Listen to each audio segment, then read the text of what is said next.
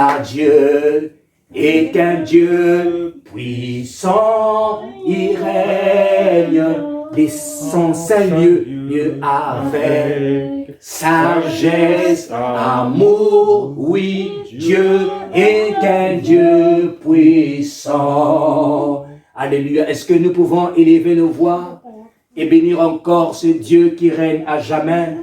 Bénir encore ce Dieu qui règne depuis l'éternité, qui règne de siècles et de siècles. Est-ce que nous pouvons encore bénir ce Dieu? Alléluia. Seigneur, nous te bénissons, ô Dieu. Nous te rendons multiples actions de grâce. Oh Dieu, nous te disons merci parce que tu règnes. Merci parce que tu règnes, Seigneur. Merci parce que tu règnes, mon Dieu, mon roi. Merci, Seigneur, parce que tu règnes. Tu règnes, ô Dieu, d'éternité, Seigneur. D'éternité. Tu règnes, Seigneur, de siècles et de siècles, tu règnes. Oui, Seigneur, tu règnes, ô Dieu, parce que tu es l'unique. Oui, tendre Père, tu es l'unique. Il n'y a point d'autre Dieu que toi. Tu règnes. Tendre Père, tu règnes. Nous te louons et nous te célébrons. Nous bénissons ton Saint-Nom parce que tu règnes. Viens encore régner maintenant pendant ce temps de la parole. Viens encore régner maintenant pendant ce temps d'exhortation, pendant ce temps d'enseignement. Viens encore régner. Règne dans mon cœur, règne dans ma bouche, afin que Père, ton message puisse, oh Dieu, Papa, puisse édifier une âme, une personne ce matin. Viens encore régner dans le nom puissant de Jésus-Christ, Seigneur, que j'ai ainsi prié. Tendre Père, merci. Merci pour ton amour, Papa. Nous avons ainsi prié dans le précieux nom de Jésus-Christ et nous disons tous Amen. Amen. Amen. Gloire à Dieu. Alléluia. Nous pouvons prendre place. Je vous salue dans le précieux nom de notre Seigneur Jésus-Christ. Gloire au Seigneur Jésus. Alors, sans plus tarder, nous allons passer au temps de notre exhortation ce matin. Gloire à Dieu. Seigneur, je te recommande ce temps. Je prie au Dieu, enseigne-nous, exhorte-nous, dispose encore ton onction. Saint-Esprit, viens prendre le contrôle. Au nom de Jésus-Christ. Amen. Dimanche dernier, nous étions là par sa grâce et le Seigneur nous avait bénis par un puissant message sur la grâce de Dieu. On avait reçu l'ancien Éric qui nous a parlé sur la grâce de Dieu. Et ce matin, je vais continuer dans la même direction en apportant, en touchant d'autres aspects de la grâce de Dieu parce que le dimanche, l'ancien Éric a parlé d'un aspect de la grâce que beaucoup d'entre nous connaissent, mais j'aimerais apporter d'autres touches sur cette même thématique.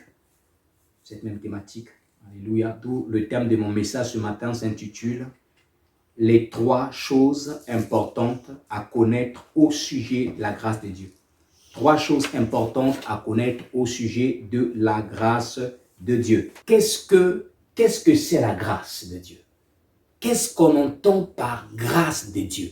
Pourquoi la grâce de Dieu? Qu'est-ce que la grâce de Dieu nous a apporté? Ou encore, qu'est-ce qu'on peut retenir en ce qui concerne la grâce de Dieu? On nous parle beaucoup de la grâce de Dieu.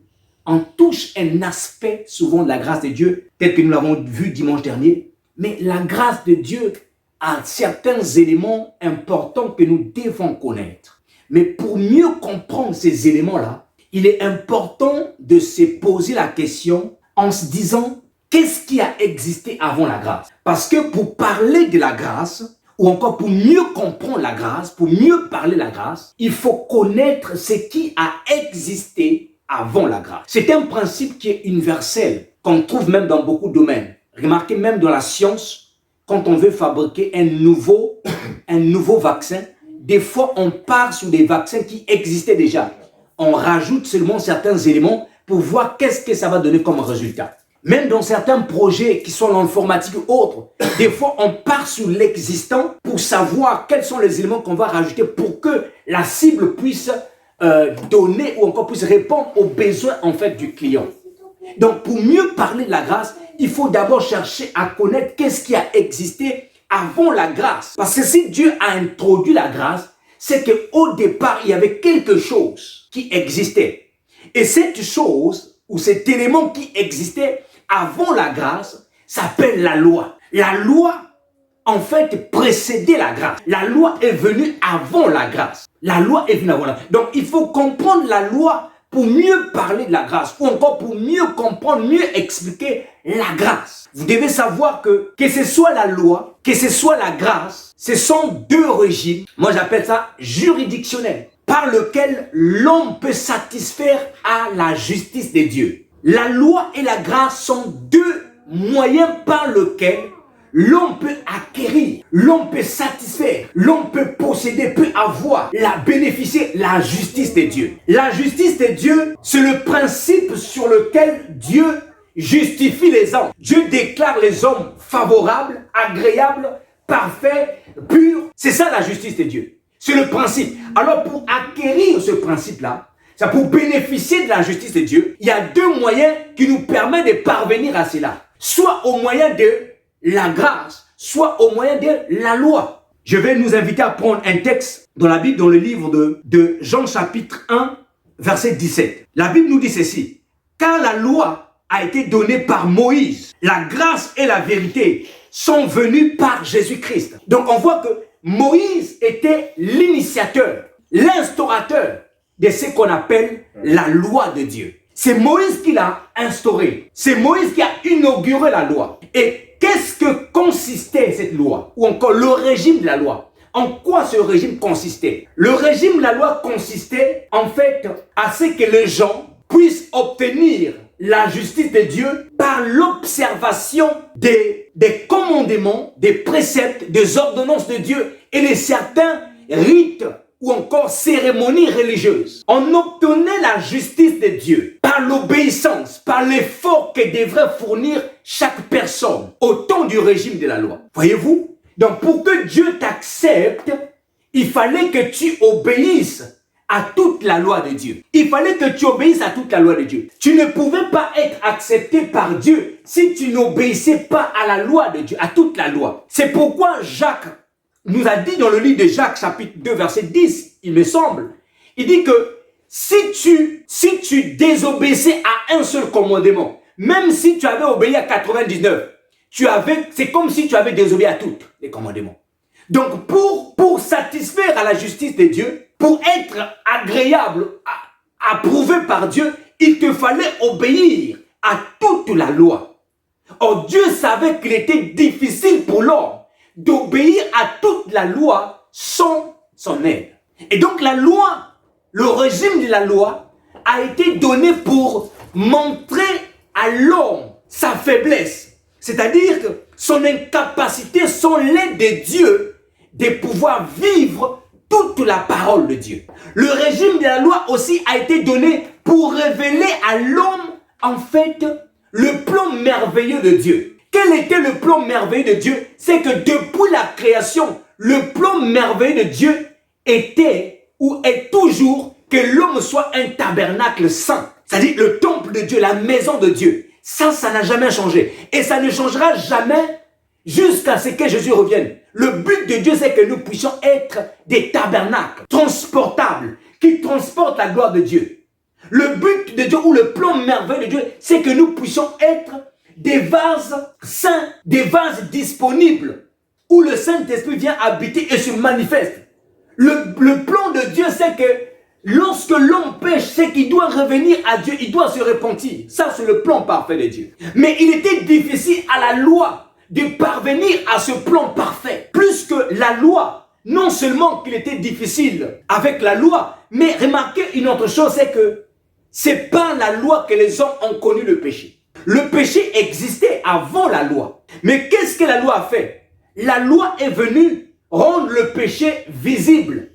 Il est venu comme soutenir le péché. Je prends un exemple courant. Beaucoup d'entre nous ici, avant le pass sanitaire, avant la loi sur le pass sanitaire, beaucoup d'entre nous peut-être ne connaissaient pas le pass sanitaire. Ou avaient peut-être entendu parler du pass sanitaire, mais n'avaient jamais prêté attention à ce que ça voulait dire. Mais depuis que le président, il y a une loi qui a été votée que le pass sanitaire doit être obligatoire dans certains lieux, qu'est-ce que ça fait? Ça a poussé les gens d'aller rechercher qu'est-ce que veut dire le pass sanitaire. Vrai ou faux? Le péché existait, les gens vivaient dans le péché. Mais il n'y avait pas de loi pour condamner cela. Donc lorsque la loi vient révéler le péché. La loi vient comme pour dire aux hommes que voilà, vous allez condamner. Mais la loi n'apporte pas un élément pour aider les hommes à vaincre ce péché-là. Il vient révéler le péché, mais il ne donne pas la force aux hommes. Donc, l'homme devrait faire de son mieux possible. L'homme devrait faire des efforts pour vivre la parole de Dieu, afin qu'il soit agréable à Dieu. Il y a des pays aujourd'hui qui ne connaissent même pas ce que c'est l'avortement. Pourquoi? Parce que on n'en parle pas. Il n'y a pas de loi contre l'avortement. Il y a des pays qui ne connaissent pas ce que c'est la prostitution. Les femmes se prostituent et ils ne savent pas qu'elles sont en train de mal faire. Mais dans ces mêmes pays-là, le jour où l'on votera des lois contre la prostitution ou encore contre l'avortement, les gens iront chercher c'est quoi la prostitution. Ils chercheront à connaître, mais c'est quoi la prostitution. Donc ça veut dire que quand je vends mon corps pour de l'argent, je suis en train de mal faire. Ils prendront conscience que c'est mal. Mais est-ce qu'ils auront les moyens pour pouvoir vaincre ce mal-là? Donc la loi de Dieu, c'est un régime par lequel on obtient la justice de Dieu par l'observation. Mais le problème, c'est que l'homme avait du mal à observer toute la loi de Dieu. Et c'est pourquoi Dieu, depuis la chute d'Adam, il avait un plan. Le plan de Dieu, c'est de nous faire parvenir dans le régime qu'on appelle le régime de la grâce. Et le texte que nous avons lu tout à l'heure nous dit que le régime de la grâce est venu avec le Seigneur Jésus-Christ. De la même manière que Moïse a instauré, a inauguré le régime de la loi, Jésus est venu avec le régime de la grâce. Et en quoi consiste ce régime de la grâce? Le régime de la grâce, c'est le régime par lequel l'homme ne satisfait plus à la justice de Dieu. L'homme ne bénéficie plus la justice de Dieu par l'observation ou par ses propres efforts. Le régime de la grâce, en fait, Dieu nous justifie maintenant par rapport ou sur la base de ce que Jésus a fait sur la croix de Calvaire. Est-ce que je me fais comprendre? Dieu te juge maintenant, non pas parce que tu fais, par rapport à ce que tu fais. Dieu te juge, Dieu te déclare juste sur la base de ce que Jésus a fait sur la croix de Golgotha.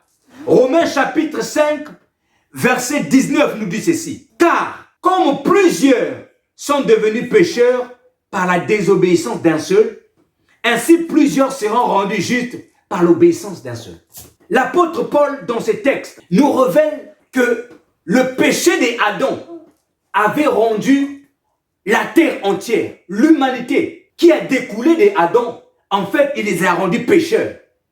Et de la même manière que le premier Adam a introduit le péché dans le monde, l'apôtre Paul dit, par l'obéissance de Jésus-Christ, plusieurs seront rendus justes. En fait, nous sommes justes, considérés justes par Dieu, non pas par nos efforts que nous faisions, comme cela a été dans le régime de la grâce, mais nous sommes justes par l'obéissance à Christ, parce que Christ a accepté de mourir et d'aller à la croix de Golgotha. Mais ce que j'aime dans ce texte, c'est que ce texte nous révèle en même temps la voie par excellence de comment est-ce que nous pouvons bénéficier de cette grâce. Comment est-ce que nous pouvons bénéficier, comment est-ce que nous pouvons entrer dans ce régime de la grâce? Comment est-ce qu'on peut entrer dans ce régime de la grâce? Parce qu'une chose est certaine, on ne peut pas être dans les deux régimes en même temps. On ne peut pas être dans le régime de la loi et en même temps le régime de la grâce. Soit on est dans l'un ou soit on est dans l'autre. On ne peut pas être un juif qui suit la loi mosaïque et en même temps chrétien. C'est pas possible. On ne peut pas être musulman, eux ils sont dans la loi, et en même temps être chrétien. Alors qu'il y a certaines lois ou il y a certaines rites qui existaient au temps de Moïse n'existent plus au temps de Jésus. Donc on ne peut pas être dans le deux en même temps. Et la grâce est le régime par excellence que Dieu a réservé avant le retour de Jésus-Christ, avant qu'il puisse juger les hommes. Et comment donc ce passage vient révéler la voie par excellence pour entrer dans ce régime. Et cette voie par excellence, c'est qu'il faut que nous puissions accepter Jésus-Christ comme notre Seigneur et Sauveur pour bénéficier du régime de la grâce. Un très beau texte qui permet de soutenir cela, c'est Romains chapitre 10, verset 4 au verset 13. Je vais lire juste à partir du verset, je vais aller un peu beaucoup plus bas. La Bible dit ceci, je prends à partir du verset 4, c'est un long texte mais je vais lire. Car Christ est la fin de la loi pour la justification de tous ceux qui croient. Écoutez bien. Donc Jésus, lorsqu'il est venu, il a mis fin à la loi, au régime de la loi. Lorsqu'on parle de la loi que Jésus a mis fin, il ne s'agit pas de la loi en tant que parole de Dieu. Non, il s'agit d'un régime. Et dans ce régime-là, il y a des choses que Jésus avait mis fin. Il y a des choses que nous n'allons plus voir, nous n'allons plus appliquer. Parce que Jésus a mis fin à ce royaume, à ce régime. Car Christ est la fin de la loi pour la justification de tous ceux qui ont cru. Écoutez maintenant la suite. Il dit, en effet, Moïse définit ainsi la justice qui vient de la loi. Il y a une justice qui vient de la loi. Il dit, l'homme qui mettra ces choses en pratique vivra par elle. La justice de la loi se base sur l'observation de toute la loi de Dieu. Voilà pourquoi Moïse dit, l'homme qui mettra toutes ces choses, en pratique vivra par elle. Verset 6 nous dit ceci. Mais la justice qui vient de la foi, voici comment la parole de la justice qui vient de la foi ne dit pas en ton cœur, qui montera au ciel, c'est en faire descendre Christ, ou qui descendra dans l'abîme, c'est faire remonter Christ dans tes morts. Que dit-elle? La parole est près de toi dans ta bouche et dans ton cœur. Or, c'est la parole de la foi que nous prêchons. Écoutez maintenant que dit maintenant cette justice. Comment entrer maintenant dans le régime de la grâce? Comment bénéficier dans le régime de la grâce? Ici, on nous dit, si tu confesses de ta bouche le Seigneur Jésus, et si tu crois dans ton cœur que Dieu l'a ressuscité des morts, tu seras sauvé. Car c'est en croyant du cœur qu'on parvient à la justice, et c'est en confessant de la bouche qu'on parvient au salut. Selon qu'il est écrit, quiconque croit en lui ne sera point confus. Comment est-ce que je parviens à la justice? Comment est-ce que je rentre dans le régime de la grâce? C'est lorsque je confesse de ma bouche. C'est lorsque je crois de mon cœur et je confesse de ma bouche. Donc le texte de Romains que nous avons lu tout à l'heure est un très beau texte qui nous montre non seulement que Adam a entraîné les gens au péché, mais Jésus-Christ est venu nous rendre en fait des hommes justes. Et Dieu nous considère justes parce que Jésus est mort à la croix. Il a été le substitut de Dieu. Il a pris notre place. Il a pris nos péchés. Il est allé à la croix. Et par son sacrifice, Dieu nous regarde comme étant des femmes et des hommes justes au devant de ses yeux. La différence avec la loi, c'est ça. La loi, il fallait fournir l'effort pour observer. Mais la grâce, l'effort que tu fournissais pour observer la loi, tu dois maintenant le fournir dans ta relation avec le Saint-Esprit. Parce que c'est le Saint-Esprit t'aide à vivre la parole de Dieu. Le Saint-Esprit t'aide à vivre. Donc en fait, notre devoir à nous, enfants de Dieu, c'est veiller à la communion avec le Saint-Esprit. C'est veiller à l'obéissance avec le Saint-Esprit. Et non pas dans l'observation de toutes les lois et les pratiques, en fait. Le Saint-Esprit t'emmènera, en fait, à obéir à la parole de Dieu. Dans le régime de la loi, les hommes obéissaient à la parole de Dieu pour trouver la vie. Mais dans le régime de la grâce, nous avons déjà la vie en Christ et nous obéissons à la parole par amour. S'il y a une différence entre quelqu'un qui obéit pour obtenir quelque chose et quelqu'un qui a déjà la chose mais qui obéit parce que il aime simplement. C'est comme lorsqu'on parle de la dîme. On ne donne pas la dîme pour être béni. On donne la dîme parce que nous sommes déjà bénis. Il y a des gens qui donnent l'argent à Dieu parce qu'ils veulent être bénis. Non, tu donnes l'argent à Dieu parce que tu es déjà béni. Tu obéis à la parole de Dieu parce que tu as déjà la vie. Parce que tu aimes Dieu, tu as déjà la vie. Et dans le régime de la grâce, les gens obéissaient pour obtenir la vie. Est-ce que je me fais comprendre? Alléluia. Donc en fait, en résumé, c'est quoi? La grâce, le régime de la grâce est un régime ce que j'appelle en fait, c'est un régime des faveurs imméritées. C'est un régime des dons gratuits. C'est un régime de la miséricorde de Dieu. C'est un régime où l'on bénéficie plein de choses de la part de Dieu sans aucun effort. On bénéficie des grâces sans avoir fait quelque chose, sans avoir donné quelque chose. Je vais lire encore un autre texte. Dans Romains chapitre 13, verset 20. La Bible dit ceci. Et Ésaü pousse la hardiesse jusqu'à dire, j'ai été trouvé par à ceux qui ne me cherchaient pas. Et je me suis manifesté à ceux qui ne me demandaient pas. Ça, c'est la grâce. Tu n'as pas cherché Dieu, mais Dieu se laisse trouver par toi. Tu n'as pas demandé quelque chose à Dieu, mais Dieu t'accorde quelque chose. Il y a un poste qui se libère dans ton entreprise, tu n'as pas les compétences qu'il faut. Mais un matin, tu arrives, on te dit, c'est toi qui vas occuper ce poste-là. C'est la grâce de Dieu. Tu n'as pas demandé cela. Tu n'as pas les compétences acquises. Mais tu l'obtiens. C'est la grâce de Dieu. Tu cherches du travail, tu te dis, moi, par rapport à mes compétences, moi, c'est tel niveau qu'il me faut. Mais tu es surpris que tu as un poste beaucoup plus grand que ce que tu comptais. C'est la grâce de Dieu. Moi, je l'ai expérimenté il y a de cela peut-être, il y a peut-être entre 10 à 15 ans en arrière.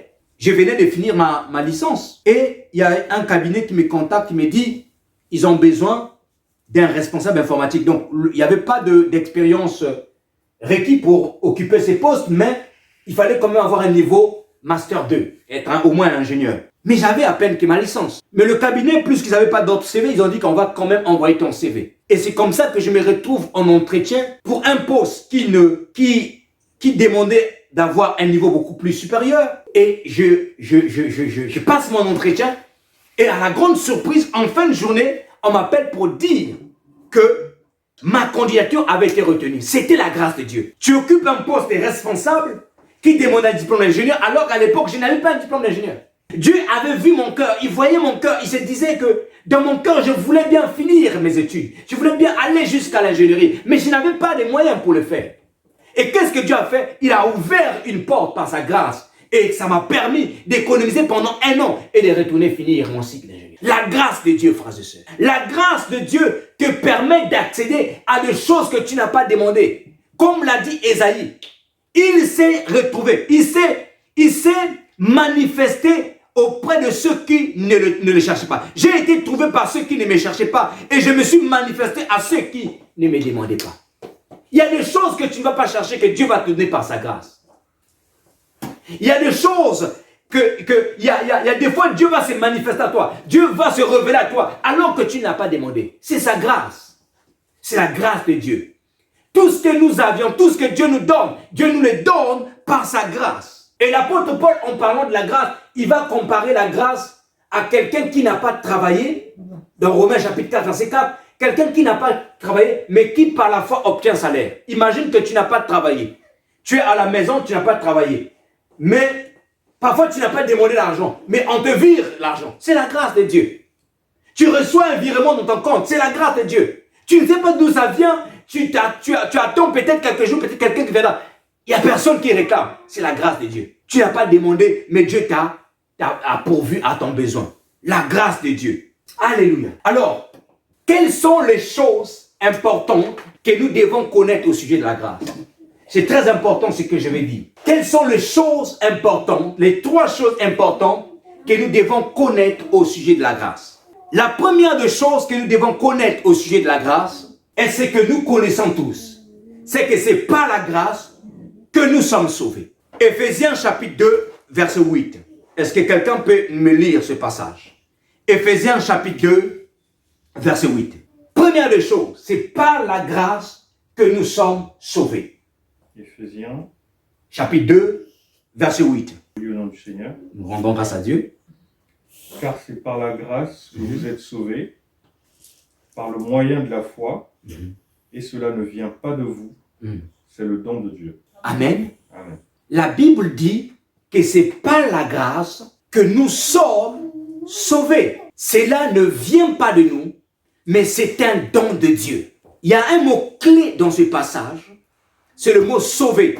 Le mot sauver vient du mot salut. Et en grec, c'est sozo. Sozo signifie délivrance, libération. Et sozo veut aussi dire guérison.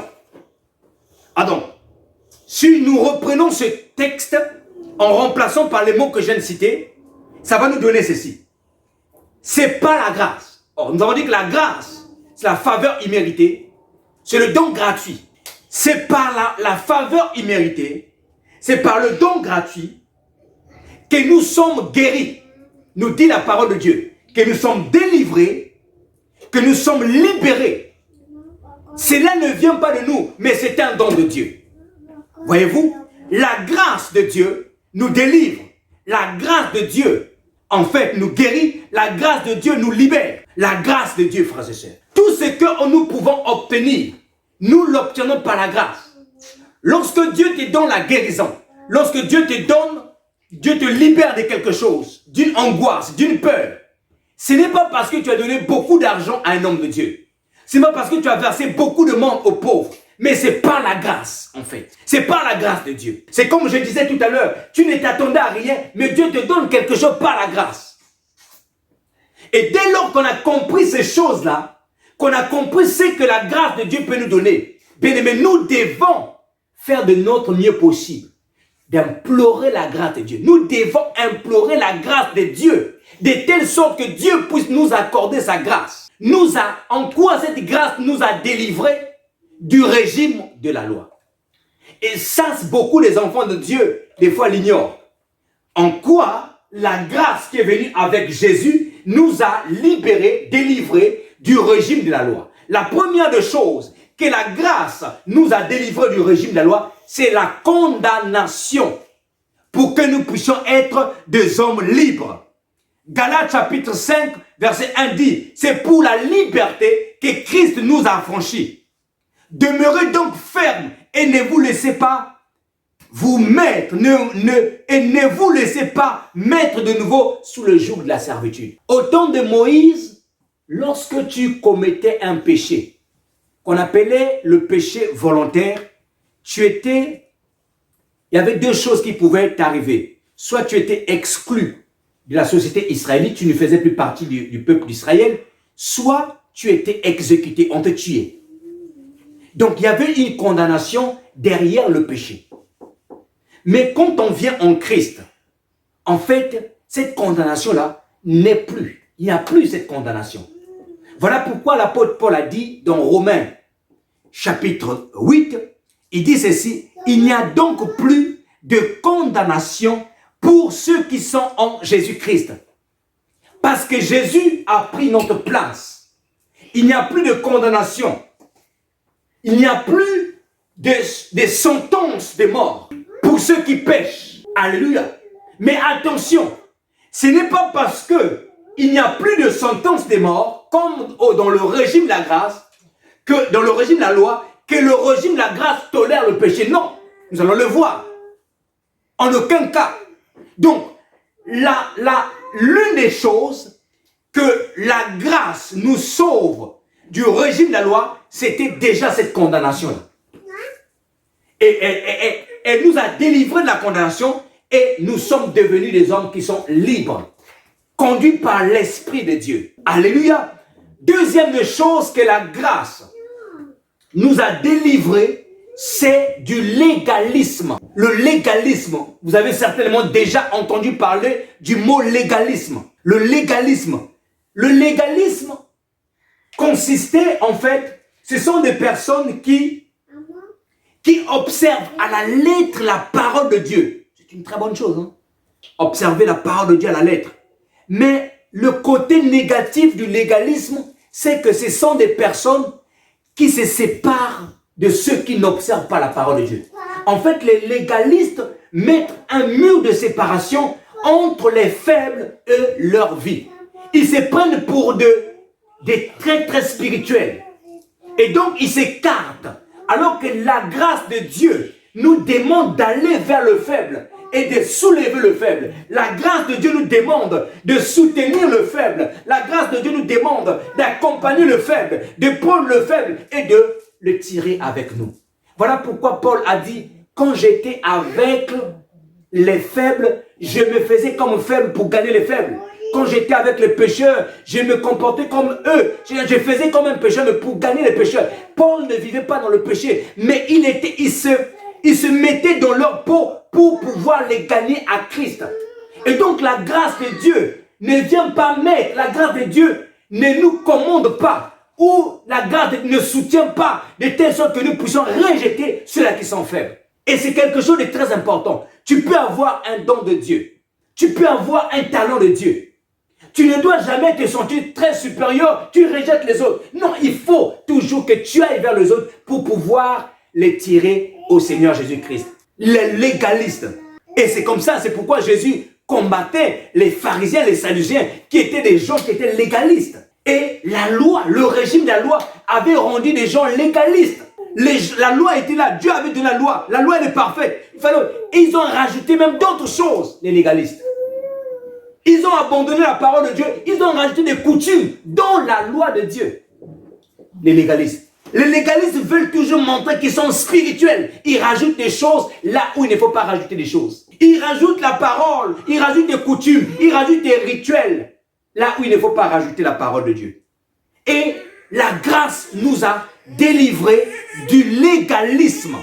La grâce nous a délivrés pour nous quoi? Pour nous donner l'amour de Dieu.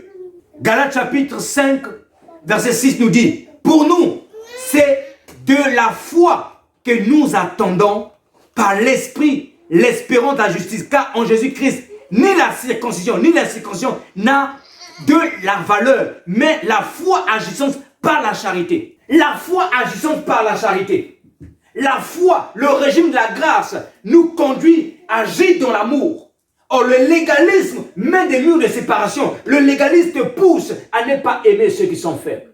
Qu'est-ce que la grâce nous a encore délivré du régime de la loi? La grâce nous a délivré du formalisme. Un mot simple pour parler du formalisme, c'est l'hypocrisie, faire semblant.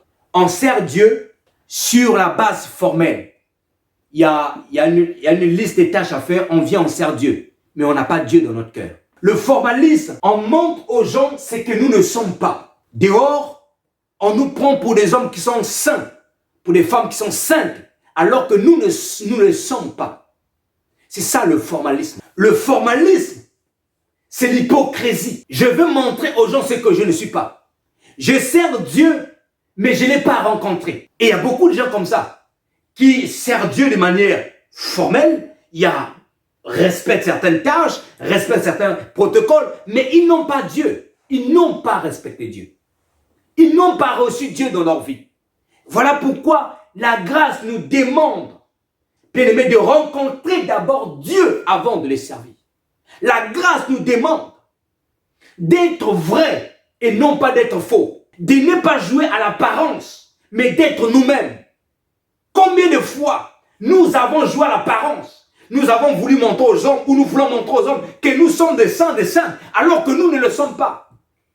Nous refusons que les gens connaissent nos défauts. Je vais dire à quelqu'un que personne est parfait en termes de défauts. Nous avons tous des manquements et des défauts. Et quand on a un manquement, tu as un défaut, quand tu l'assumes, en fait, tu es en train de permettre aux autres de t'aider. Quand tu caches ton défaut, tu caches tes erreurs, tu es en train de lutter tout seul. En quelque sorte, tu es en train de dire que les autres ne m'aident pas. Alors que dans le Seigneur, nous devons soutenir ceux qui ont des défauts. Nous devons aider ceux qui ont des problèmes. C'est ça le devoir que nous avons en tant qu'enfants de Dieu. Au temps de la loi, les gens étaient des formalistes, les gens qui voulaient montrer, oui, moi j'ai le don spirituel, moi je suis ceci. En Christ, ce n'est pas ça. Tu as une faiblesse, parle-en à ton frère. Tu as une faiblesse, tu as quelque chose, parle-en à quelqu'un. Pour que la personne puisse t'aider dans ce que tu as, qu'il puisse te relever, qu'il puisse t'aider à sortir de ton problème, de ta situation. Ne garde pas le problème pour toi-même. Le formalisme.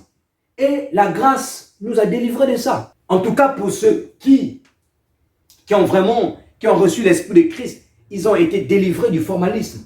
Ce sont des personnes qui vivent la parole de Dieu. Ils sont sincères, ils sont honnêtes, ils sont transparents. Ils ne se cachent pas, ils n'ont pas de choses cachées. Non, ils montrent ce qu'ils sont parce qu'ils veulent être aidés. Ce n'est pas qu'ils aiment leurs défauts, ce n'est pas qu'ils soutiennent leurs erreurs. C'est parce qu'ils veulent qu'ils soient aidés. C'est ça notre devoir en tant qu'enfant de Dieu. Aider les uns les autres dans leurs faiblesses, dans leurs défauts. Mais si tu le caches, si tu veux paraître au lieu d'être, tu ne seras pas aidé. Tu vivras avec ton défaut. Et la dernière des choses que la grâce nous délivre et qui est l'un des plus importants que la grâce nous délivre, le régime de la grâce nous a délivré, c'est l'esclavage de Satan et du péché. L'esclavage de Satan et du péché. Et je vais nous demander, on va lire un texte dans la Bible, l'esclavage de Satan et du péché. On va découvrir quelque chose de très important. La grâce de Dieu nous a délivrés de l'esclavage de Satan et du péché. On va prendre Galates, si Vincent peut nous lire, Galates chapitre 4, versets 4 à 6. Galates chapitre 4, versets 4 à 6. Et moi, je vais lire Colossiens chapitre 1, verset 13. Je commence pendant que Vincent est en train de chercher. Galates chapitre 4. Versets 4 à 6. Mais lorsque les temps ont été accomplis, Dieu a envoyé son Fils, né d'une femme, né sous la loi, afin qu'il rachètât ceux qui étaient sous la loi, afin que nous ressuscitions l'adoption. Et parce que vous êtes fils, Dieu a envoyé dans nos cœurs l'esprit de son Fils, lequel crie « Abba, Père ». Amen. Amen. Lorsque le moment est vraiment venu, Dieu a envoyé son Fils né sous la loi pour nous racheter. Pour racheter ceux qui étaient sous la loi, afin que nous recevions le statut adoptif. Nous recevions l'esprit d'adoption, l'esprit de filiation. Donc, Jésus est venu, en fait, il nous a délivrés, rachetés de la loi, afin que nous recevions l'esprit de l'adoption.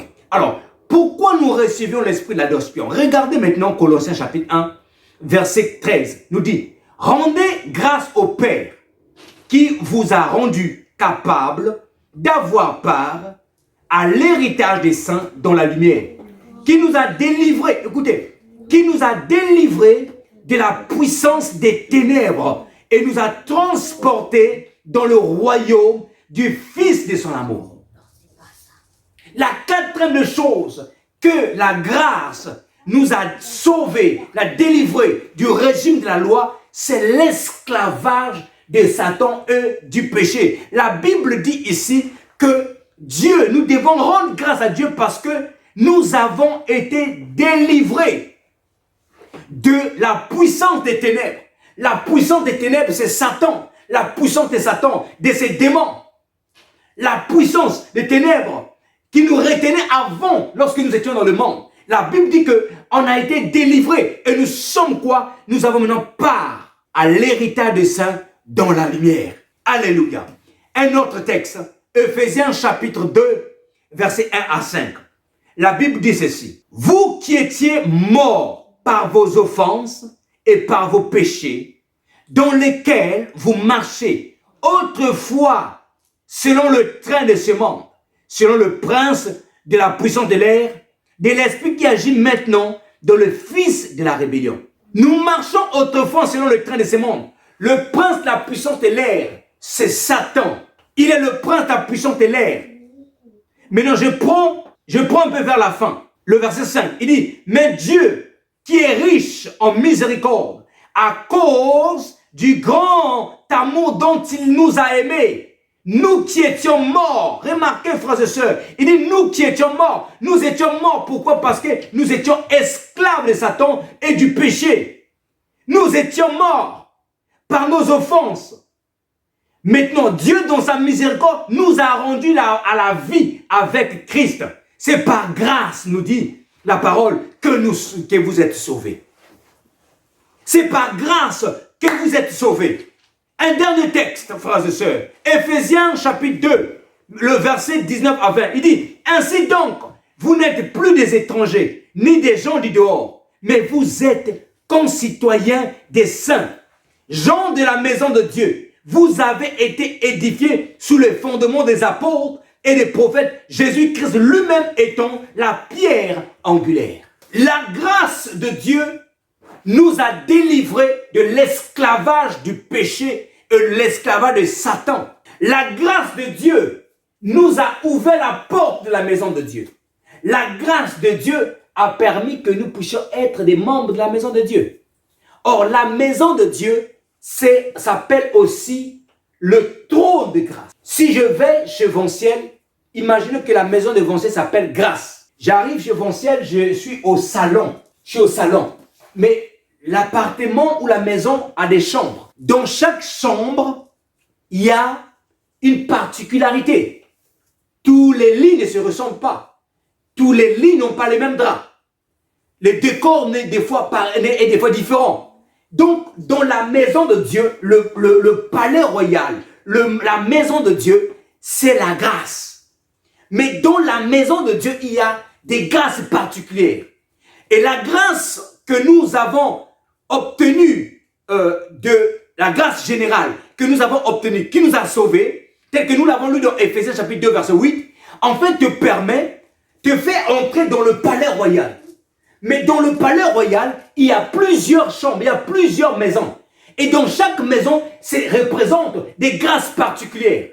La grâce de la santé, la grâce de l'emploi, la grâce de l'onction, la grâce de prêcher, la grâce d'enseigner, la grâce de faire ceci. Il y a plusieurs grâces.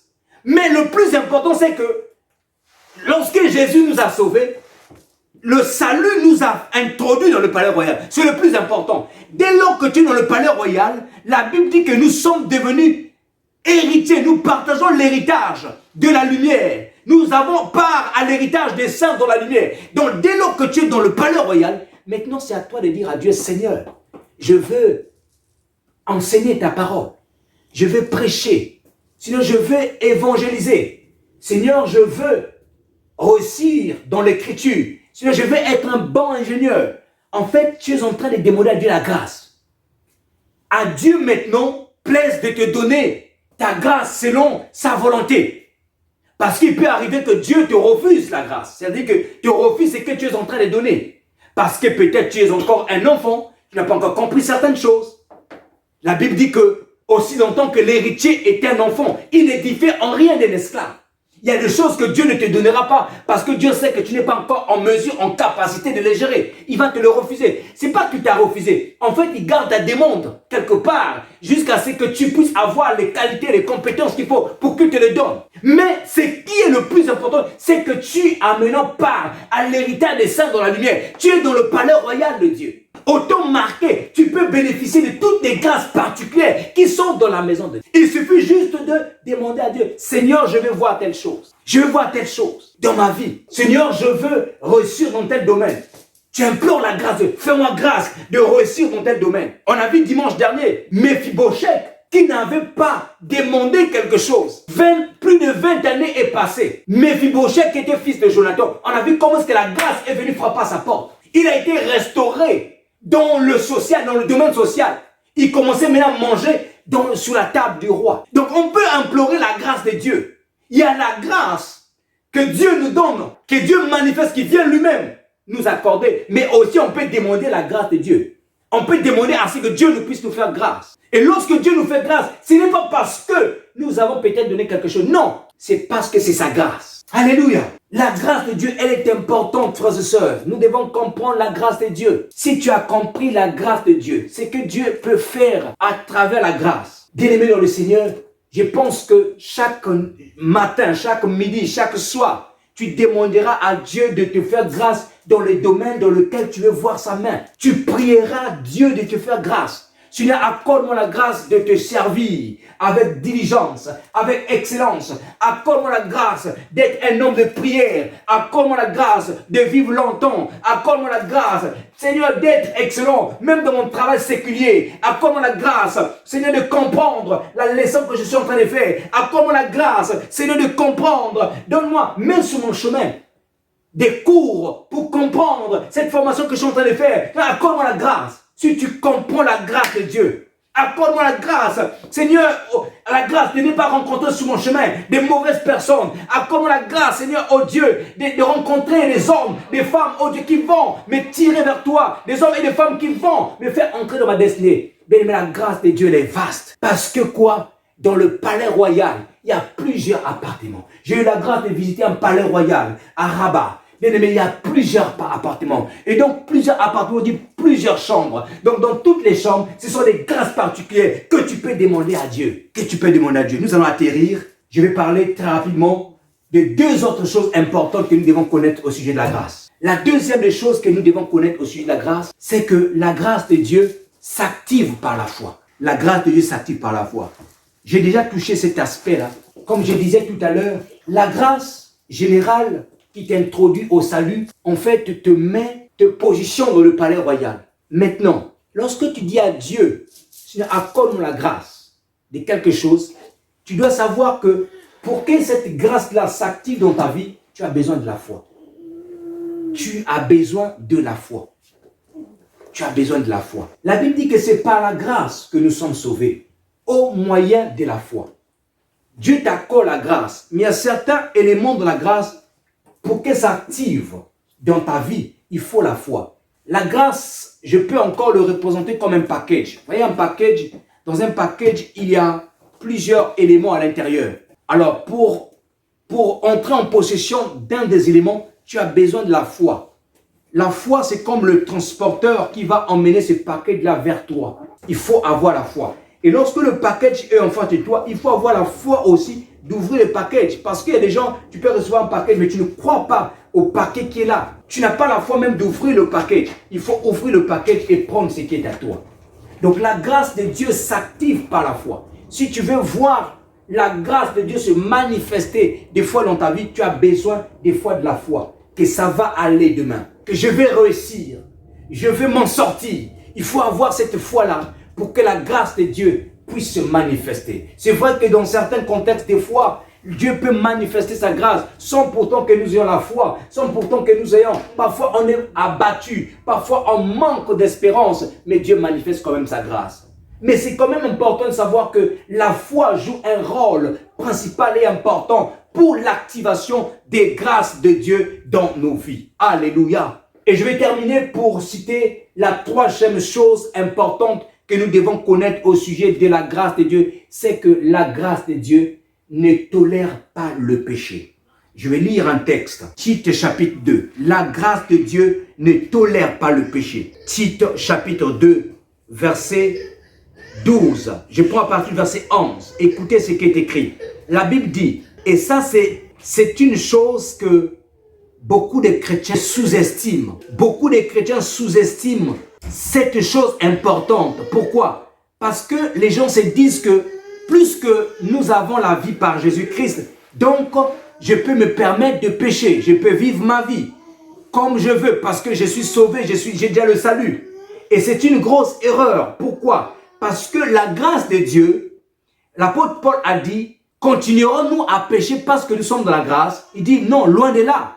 La grâce de Dieu ne soutient pas ou ne tolère pas le péché. Maintenant, je lis le texte que je vous ai donné. Tite chapitre 2 à partir du verset 11. La grâce de Dieu, source de salut pour tous les hommes, a été manifestée. Elle nous enseigne à renoncer à l'impiété, au désir de ce monde. La grâce de Dieu, source de salut, a été manifestée. Qui l'a manifestée? Le Seigneur Jésus-Christ. Qu'est-ce qu'elle nous enseigne, la grâce de Dieu? À renoncer à l'impiété. Renoncer à l'impiété. La grâce de Dieu. Elle nous apprend à renoncer à l'impiété. L'impiété. Et ensuite, on nous dit que la grâce là, elle nous enseigne à renoncer à l'impiété, mais aussi au désir de ce monde. Et à vivre dans le siècle présent d'une manière sensée, juste et pieuse. Les désirs de ce monde. Les désirs de ce monde. Le monde est rempli de désirs, mais qui ne sont pas convenables au Dieu que nous servons. Le monde est rempli de beaucoup de désirs, beaucoup de choses, mais qui ne confessent pas le nom de Dieu. Donc la grâce ne vient pas encourager le péché. C'est pas parce que Jésus, nous sommes rendus justes par la mort de Christ, par l'obéissance de Christ, que nous devons continuer à pécher. Non, la grâce de Dieu nous enseigne à renoncer à l'impiété, ce qui ne glorifie pas Dieu, ce qui ne donne pas de la valeur à Dieu, et au convoitise mondaine, au désir de ce monde. La grâce de Dieu. La grâce encourage de vivre de manière sensée, juste et pieuse. La grâce soutient l'obéissance à la parole de Dieu. La grâce soutient la vie de sanctification. La grâce n'annule pas la loi de Dieu en tant que parole. Alléluia. La grâce n'annule pas l'histoire du peuple d'Israël. La grâce n'annule pas cela. Parce que ça nous sert quand même à être agréable à Dieu. Mais la grâce vient annuler ce que nous avons dit tout à l'heure. La condamnation, le légalisme, le formalisme. La grâce vient annuler les cérémonies que les gens allaient. Ça dit ce qu'on appelle la loi cérémonielle. Les gens, quand ils péchaient, il fallait qu'ils aillent offrir un sacrifice. La grâce vient annuler ces choses-là. Mais la grâce n'annule pas l'observation de la parole de Dieu. La grâce n'annule pas le fait de chercher à être pieux. Non, au contraire, la grâce encourage une vie pieuse. La grâce encourage une vie juste. La grâce encourage une vie sensée. Et beaucoup de personnes, malheureusement, quand on parle de la grâce, ils se disent que non, donc la grâce, nous sommes sauvés par la grâce. Dieu nous a bénis par la grâce. Attention, la grâce est trompeuse. La Bible dit dans Proverbe que la beauté est vaine. La beauté est vaine. La grâce est trompeuse. Mais la femme qui sera louée, c'est celle qui craint l'Éternel. Or, la femme représente quoi? La femme dans la Bible représente l'Église. L'Église, c'est quoi? C'est toi et moi. C'est vous et moi, l'Église. L'Église, c'est pas le bâtiment. L'Église, ce sont des personnes physiques. Et donc, l'Église qui sera louée, c'est l'Église qui craint Dieu.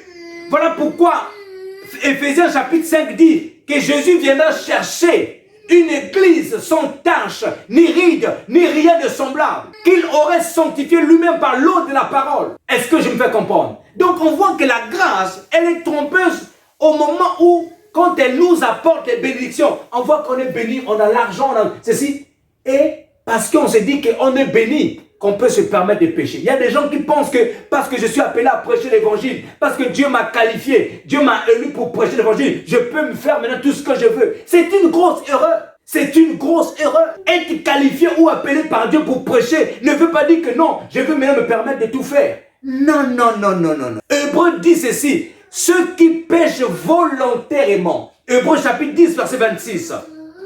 Il dit, ceux qui pêchent volontairement, il n'y a plus de sacrifice pour eux. Hébreux 10, 26 dit ceci, car si nous péchons volontairement après avoir reçu la connaissance de la vérité, c'est-à-dire après avoir entré dans le régime de la grâce, nous avons connu la vérité, il ne reste plus de sacrifice pour les péchés. Mais une attente, écoutez, une attente terrifiante du jugement et l'ardeur du feu, prêt à dévorer les rebelles. Quand tu es sauvé par grâce, ça ne veut pas dire que je dois faire tout ce que je veux. Non! Quand tu as la connaissance, il faut maintenant que tu te dises, comment Dieu, Seigneur, aide-moi à pratiquer cette connaissance. Aide-moi à mettre ta parole en pratique. Pourquoi? Parce que après être parvenu à la connaissance, si tu pêches volontairement, en fait, la Bible dit ici, il n'y a plus de sacrifice pour le péché pour telle personne. Mais un jugement attend cette personne. Or, le jugement qui était réservé aux rebelles, jusqu'à cet instant-là, tu deviens un rebelle de Dieu. Voilà ce que beaucoup de chrétiens aujourd'hui se trompent. Ah, je suis béni, ah là là. Wow, les portes sont ouvertes, tout marche comme une planche sur des roulettes. Waouh, tout fonctionne bien. Et alors on se permet maintenant de se dire que j'ai la grâce, on peut tout faire. C'est une grosse erreur. Il y a un jugement qui nous attend. Donc la grâce, pour terminer, frères et sœurs, la grâce ne tolère pas le péché. Surtout pas le péché volontaire, où tu es conscient que ça c'est un péché, mais quand même tu vas le faire. La grâce ne tolère pas cela. Nous devons implorer toute la grâce de Dieu. Seigneur, accorde-moi ta grâce d'être papa, d'obéir à ta parole. Accorde-moi la grâce, Seigneur, d'observer ta parole. On doit toujours avoir cette qualité-là. Ou encore, on doit toujours être empressé à adresser à Dieu de tels types de prières afin que Dieu nous accorde la grâce. Alléluia. Nous allons prier le Seigneur encore pour clôturer ces moments.